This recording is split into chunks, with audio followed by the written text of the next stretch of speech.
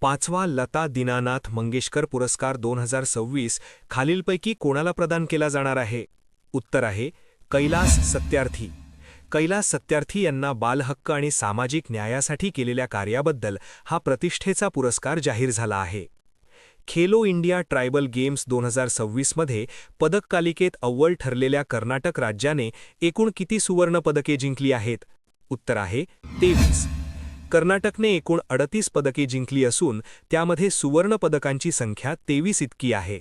दरवर्षी 9 एप्रिल रोजी साजरा केल्या जाणाऱ्या जलसंवर्धन दिवसाचा मुख्य हेतू काय आहे? उत्तर आहे पाण्याचे योग्य नियोजन आणि दुष्काळ मुक्तीसाठी जनजागृती करणे. पावसाचे पाणी जिरवणे आणि जनजागृती करणे या उद्देशाने हा दिवस साजरा होतो.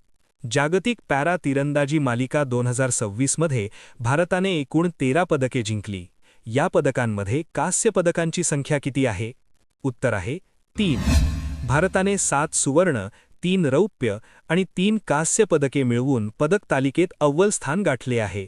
सीमा रस्ते संघटना BROद्वारे चालवल्या जाणाऱ्या प्रोजेक्ट चेटकचा नुकताच 47वा स्थापना दिवस साजरा झाला. हा प्रकल्प कोणत्या क्षेत्रातील रस्ते आणि पुलांच्या विकासासाठी जबाबदार आहे? उत्तर आहे राजस्थान, पंजाब आणि उत्तर गुजरात. प्रोजेक्ट चेटक 1980 मध्ये स्थापन झाला असून तो प्रामुख्याने पश्चिम सीमेवरील राज्यांच्या संरक्षणासाठी काम करतो. भारताने अलीकडेच अफगाणिस्तानला पाठवलेली मानवतावादी मदत प्रामुख्याने कोणत्या रिश्टर स्केल तीव्रतेच्या भूकंपाच्या प्रतिसादात होती? उत्तर आहे 5.8.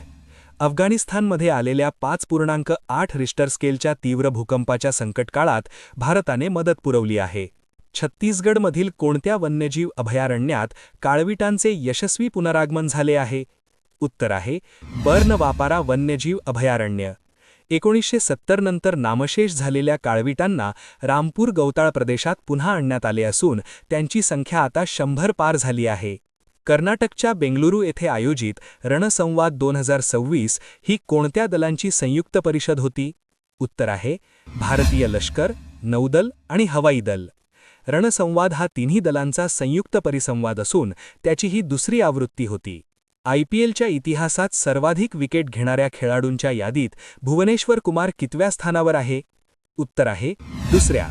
भुवनेश्वर कुमार 222 विकेटसह दुसऱ्या स्थानावर आहे, तर युजवेंद्र चहल 224 विकेटसह अव्वल आहे.